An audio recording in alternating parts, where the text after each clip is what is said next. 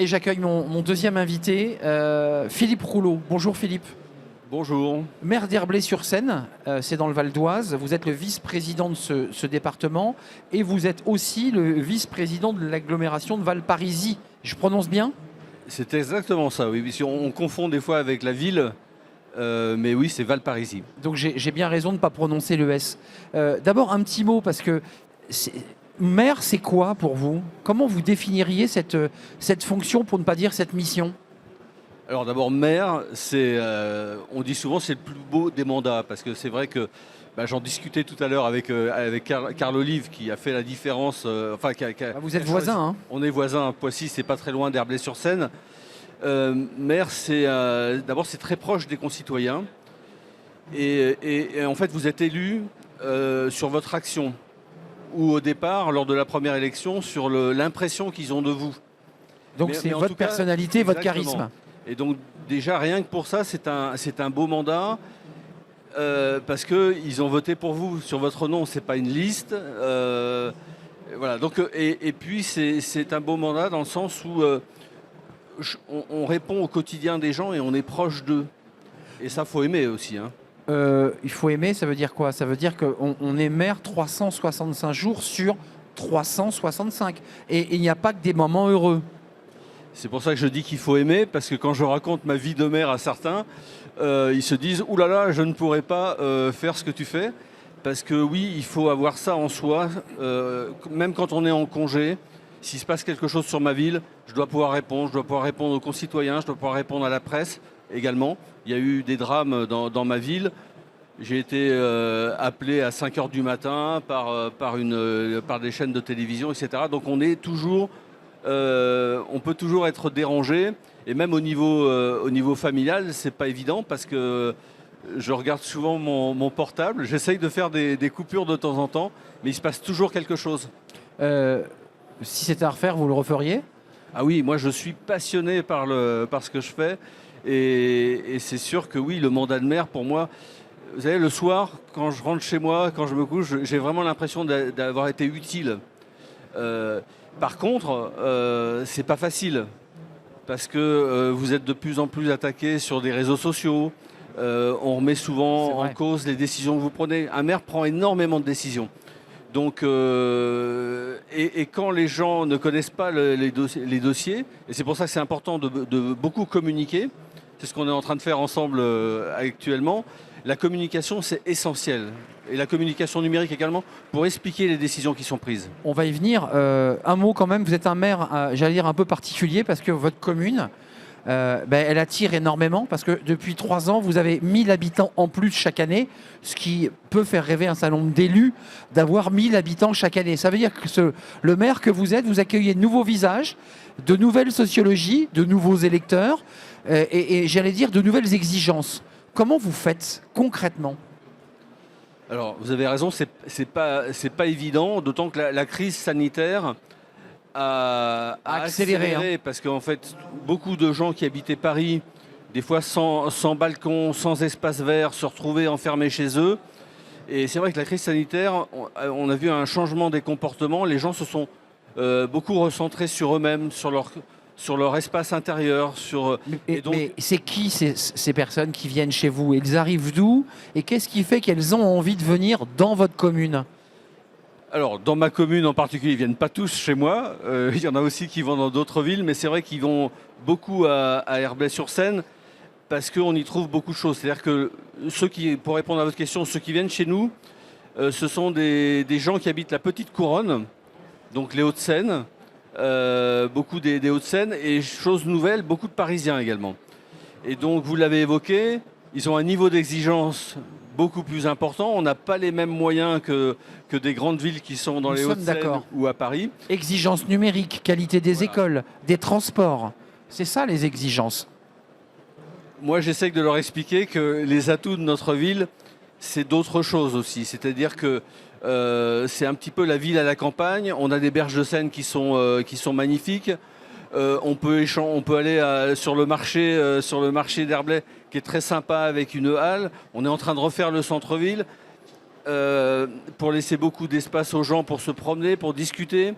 Donc c'est cette ambiance-là aussi qu'ils viennent chercher. La campagne à la ville, je leur dis parce que ces nouveaux habitants, cette nouvelle sociologie, ils ont quand même des exigences sur les questions numériques. C'est un sujet qui vous interpelle. Vous vous occupez des transports, qui est un énorme sujet évidemment dans l'agglo et au sein du département. Le numérique, ça occupe une réflexion importante pour vous, la transformation numérique? Oui, alors tout d'abord, le numérique est très utilisé pour faciliter la vie quotidienne des gens. Tout le monde est connecté maintenant. C'est-à-dire que l'Internet, le temps où on se connectait sur un ordinateur pour avoir accès à Internet est révolu. La plupart des connexions se font en situation de mobilité à partir des portables. Et les gens sont de plus en plus pressés, sont de plus en plus consommateurs, sont de plus en plus dans l'instantanéité. Et il faut leur apporter donc des réponses rapides. AWS accompagne les communes avec une série d'outils. Qu'est-ce que vous recherchez en priorité? Parce qu'on a des citoyens qui vous disent, et vous l'entendez souvent, on n'est pas assez connecté, on n'est pas assez en direct. Qu'est-ce qu'elles vous disent? Alors le raisonnement des concitoyens est assez simple. En fait, quand ils cherchent une information, ils veulent l'avoir le plus rapidement possible.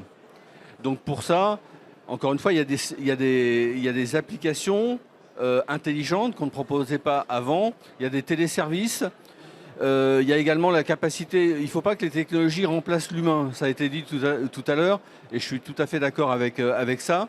Donc il faut aussi que nous, on travaille sur l'accueil physique, la prise en charge des personnes et la relation avec eux. Je crois que globalement, effectivement, ça facilite la relation avec eux, mais ça ne doit pas déshumaniser.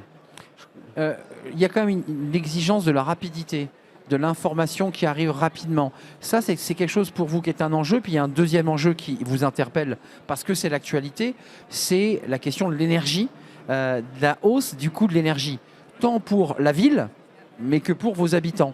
Quelles sont les pistes de réflexion ou d'action concrètes que vous mettez en place sur ce sujet? Alors, je suis touché comme toutes les collectivités, effectivement.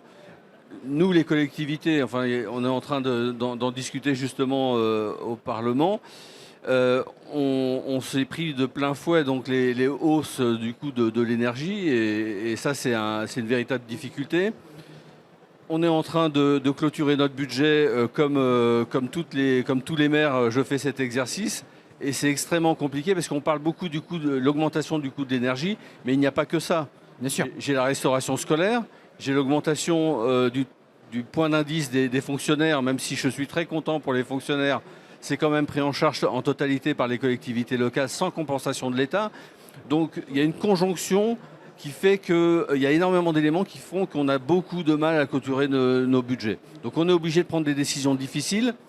Donc bien sûr, les économies d'énergie, c'est au cœur de nos préoccupations. Par exemple, au niveau de l'agglomération Valparaïsie, on a décidé de couper l'éclairage public la nuit. Donc ça nous a fait une économie.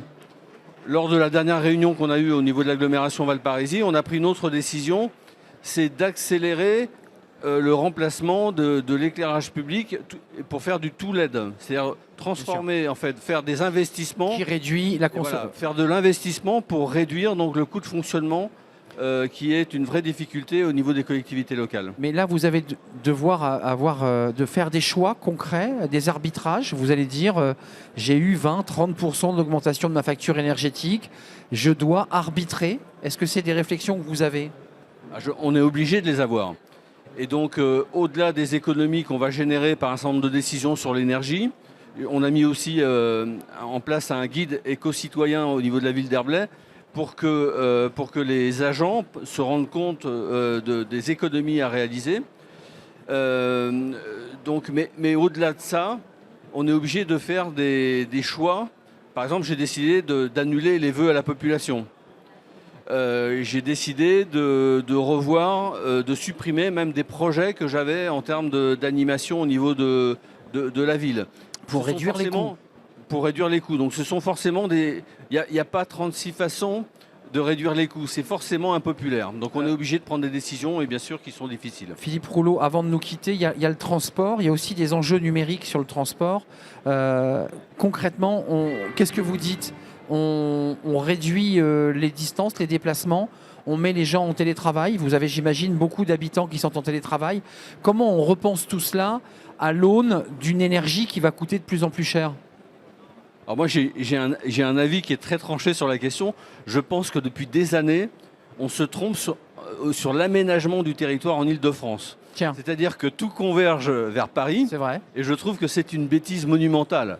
Donc en fait, ça passe par le réaménagement, c'est-à-dire qu'il ne faut pas que toutes les entreprises aillent à Paris, il faut tout simplement qu'on crée de l'emploi et qu'on évite aux gens d'aller par Paris. Souvent d'ailleurs, pour faire du banlieue-banlieue, on est obligé de passer par Paris. C'est vrai. Et je crois qu'il faut vraiment, alors bien sûr, le télétravail, bien sûr, ça, et d'ailleurs la crise sanitaire a eu du bon à ce niveau-là, puisque le niveau d'appropriation de ces nouvelles technologies, de la visioconférence, Oui. a fait un bond. Le numérique est plus que jamais nécessaire. Voilà, et maintenant, les gens ont eu l'habitude d'utiliser ces outils, donc on les utilise toujours, mais je crois qu'il y a un véritable enjeu de réaménagement du territoire pour qu'on ne soit pas obligé de faire des grandes distances pour aller travailler. Un tout dernier mot, ces fonctions de maire, parce que vous êtes élu depuis un certain temps, vous avez l'impression qu'elles sont un peu percutées par la révolution numérique et que finalement le maire du XXe siècle n'est plus le maire que vous êtes aujourd'hui. C'est autre chose. Il faut être plus compétent, j'allais dire. Alors, oui, ça devient de plus en plus complexe. Après, les nouvelles technologies, ce n'est pas les nouvelles technologies qui ont rendu plus complexe. Au contraire, moi je suis plutôt...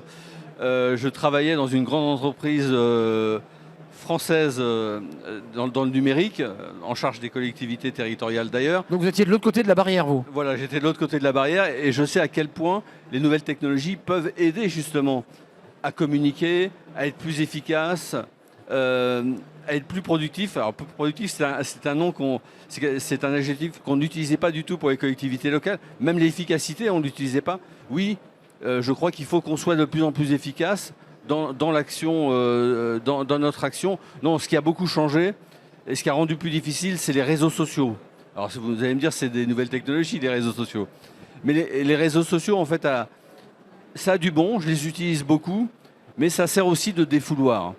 Et souvent, on est obligé de faire la part des choses en acceptant des fois d'être un peu des fois même insulté sur les réseaux sociaux. Et on se dit, bon, c'est dommage, au départ de mon mandat de maire, j'étais membre de tous les groupes, tu sais, quand tu viens d'Herblay, etc. Et je me suis retiré de tous ces groupes-là. Et je me dis que c'est pas ça la démocratie locale. Il faut faire attention de ne pas transformer. Donc les réseaux sociaux, c'est important. On a l'avis de certains concitoyens, mais ce n'est pas ça qui fait la démocratie. En conclusion, ce que vous voulez nous dire, c'est qu'il y a d'un côté des réseaux sociaux dépotoirs, mais de l'autre des outils numériques très utiles au développement et à la vie de nos concitoyens. C'est ça que vous nous dites? Exactement. Alors les réseaux sociaux, moi je les utilise. Hein. Je fais des Facebook Live. Tous mes conseils municipaux sont retransmis en direct sur Facebook. Mais ça sert aussi de défouloir. Mais avec un pas de côté aussi sur les réseaux sociaux défouloirs, évidemment duquel d'ailleurs certains se désabonnent ou se retirent tout simplement. Mais l'outil numérique, vous y croyez? Ah oui, tout à fait. Merci Philippe Rouleau. Merci à vous. Si c'était à refaire, je retiens cela, eh bien vous re-signeriez en bas de la feuille pour devenir maire. Tout à fait, je suis passionné par mon mandat de maire et je re-signerai, oui. Vous savez que ce qu'on dit, hein, c'est le plus beau des mandats, mais c'est le mandat à portée de claque. Et oui, et moi j'avais indiqué ça à Emmanuel Macron quand il faisait le grand débat. Effectivement, on est à portée de baffe. Des fois, on est peut-être un peu maso, mais c'est pas ça. C'est-à-dire qu'on est à portée de baffe, mais au moins, on est en direct et on n'est pas déconnecté des réalités des quotidiens des Français. Le plus beau des mandats avec des outils performants numériques. Merci Philippe Rouleau, maire d'Herblay-sur-Seine, vice-président du conseil départemental du Val d'Oise et de l'agglomération de Valparisis. 31 500, plus 1000, plus 1000, plus 1000, on est à 33 000. J'espère que ça ne sera pas 1000 tous les ans quand même. Oui, parce que vous allez finir par pas pouvoir les loger. Voilà, parce qu'on cherche aussi à limiter le nombre de personnes qui viennent chez nous. Voilà, on ne veut pas... Merci à vous Philippe Rouleau d'être venu nous rendre visite dans le grand journal des maires ici en immersion au Salon des maires. Il y a beaucoup de monde aujourd'hui et c'est évidemment un vrai plaisir de partager ces moments avec tous ces élus. À très très bientôt, merci à vous.